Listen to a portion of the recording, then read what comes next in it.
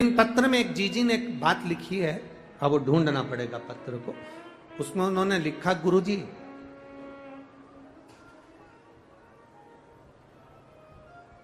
मान लो हम जल चढ़ाते चढ़ाते 2-3 महीने हो गए और शंकर भगवान हमारी नहीं सुन रहे, तो हम जल किस दिशा में बैठकर चढ़ाएं या किस दिशा में खड़े होकर चढ़ाएं? जलाधारी कहां होती है शंकर भगवान की? जम के बोलो जरा सबको, पहले भी कथाओं में बताया। शिव जी की जो ये शंकर भगवान का शिवलिंग है, ये जलाधारी जो पानी बहने का स्थान है, पूरब पश्चिम उत्तर दक्षिण, इसमें से जलाधारी किस ओर जाती है? उत्तर की ओर। कहां जाती है? जम के बोलो जरा, उत्तर की ओर। केवल भारत की भूमि पर एक शिवलिंग ऐसा है जिसकी जलाधारी दक्षिण की ओर है, वो केवल उज्जैनी के कालाधिपति महाकाल बाबा हैं, जिनकी जलाधारी दक्षिण में। बाकी के दुनिया में जितने आपको शंकर के मंदिर मिलेंगे, जितने शिवालय मिलेंगे, सबकी जलाधारी कहां पर रहेगी? जम के बोलो जरा, उत्तर में। उत्तर की ओर जलाधारी रहेगी, उत्तर में। पूरब पश्चिम में नहीं, दक्षिण में नहीं, उत्तर की ओर जलाधारी रहती है। तो बेटी ने पूछा कि गुरुदेव, अगर मान लो हमें जल चढ़ाता चढ़ाता इतना दिन हो गया और बाबा नहीं सुनी रिया, तो हम कई करें? अब उसने तो, बेटी ने तो अपनी भाषा में, राजगढ़ की भाषा में लिख दिया कि हम काई करें। अब तुम बताओ। तो मेरा उस बेटी से निवेदन है, तुम काई मत करो,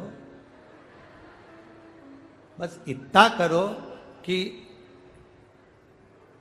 उत्तर की ओर जो जलाधारी होती है ना, प्रत्येक मंदिर में, ऐसा कोई शिव मंदिर नहीं होगा जिसमें उत्तर की ओर जलाधारी नहीं हो। सब मंदिर में उत्तर की जलाधारी रहती, केवल एक कालाधिपति महाकाल राजा की दक्षिण में, बाकी के सब की उत्तर में।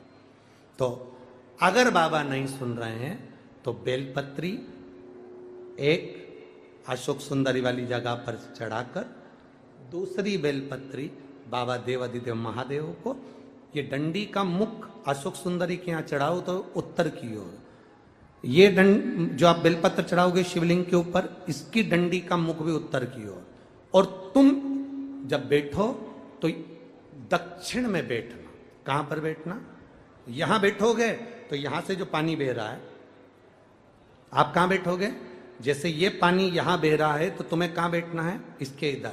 ना तुम्हें इधर बैठना है, ना तुम्हें उधर बैठना। कहां बैठोगे? दक्षिण में।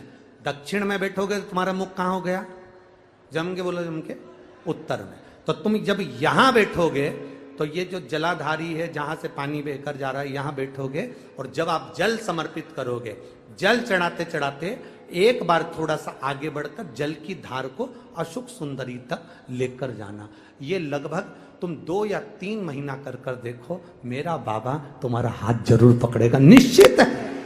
वो बल उस स्थान से प्राप्त होगा, वो स्थान, क्योंकि प्रत्येक जो जलाधारी होती है वो उत्तर की ओर होती है, प्रत्येक जलाधारी।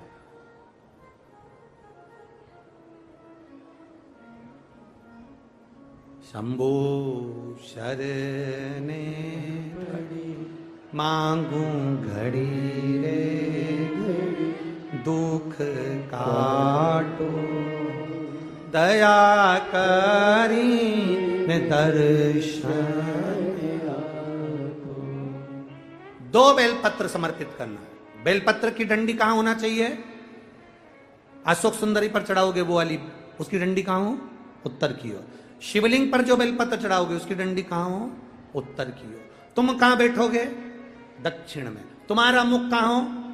उत्तर। अर्थात जहां से पानी बहकर जा रहा है, हम इधर बैठे तो जैसे ये जल उधर बहकर जा रहा है तो हम इधर बैठकर बाबा को जल समर्पित करें। और जल चढ़ाते चढ़ाते अपने कलश को थोड़ा सा आगे बढ़ाएं, जिससे अशोक सुंदरी तक वो धार जाए और वापिस शिवलिंग पर चढ़ाकर हमारे पास वो कलश वापिस आए। ये धार का महत्व समझिए।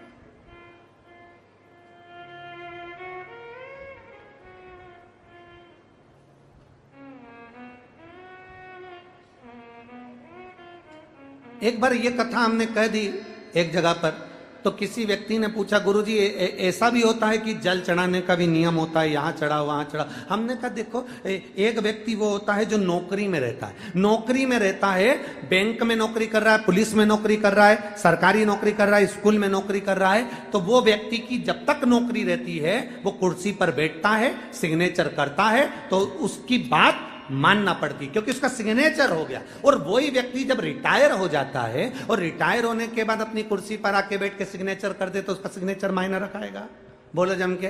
वो किसी को सस्पेंड कर दे तो बात आएगी, भले कितना बड़ा भी ऑफिसर हो, पहले तो तू रिटायर हो गया, रिटायर होने के बाद तू किसी को सस्पेंड नहीं कर सकता। कुर्सी जब तक तेरे पास है, पद जब तक तेरे पास है, तू जब तक नौकरी पर है, तेरे सिग्नेचर का मूल है। तो ऐसा हमारे यहां भी स्थान बताए गए कि यहां बैठकर जब आप सिग्नेचर करोगे, मतलब यहां बैठकर जब आप जल चढ़ाओगे, तो वो जल मेरा महादेव स्वीकार करता है और उससे तुरंत फल की प्राप्ति हो जाती है। ये सिग्नेचर।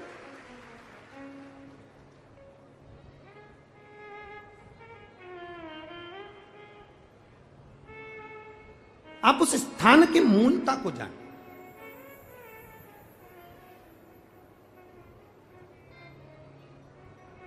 तैतीस कोटि देवता जहां से जल बहता है उत्तर की ओर, 33 कोटि देवता विराजमान होते हैं। हम कई बार जल चढ़ाते हैं, तो हमारी आदत क्या होती है, कई बार जल चढ़ाने वाले जितने लोग हैं, जैसे हमारी आदत क्या है, ये शिवलिंग है, ये जलाधारी, तो हम यहां बैठ जाते हैं।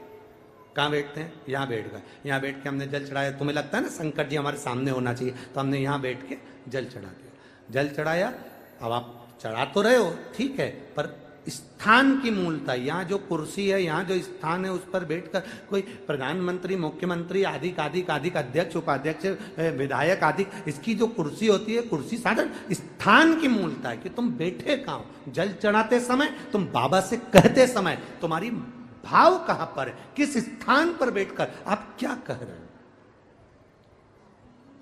एक व्यक्ति चौराहे पर खड़ा होकर खूब भाषण दे, खूब के, लोग उसकी बात मानेंगे क्या? जम के बोलो जरा, नहीं। और वही व्यक्ति जब किसी व्यास गादी पर बैठ जाए, किसी स्थान पर बैठ जाए, जब वो अपने भगवान की बात करे, ज्ञान की बात करे, तो लोग उसकी बात मानते, थोड़ा बहुत मानेंगे पर मानेंगे जरूर। सबको मालूम है ये बड़बड़ करे, फिर भी अच्छी जगह पर बैठा, स्थान पर बैठा, उसकी मूलता, उस गादी की मूलता, उस स्थान की मूलता बढ़ गई।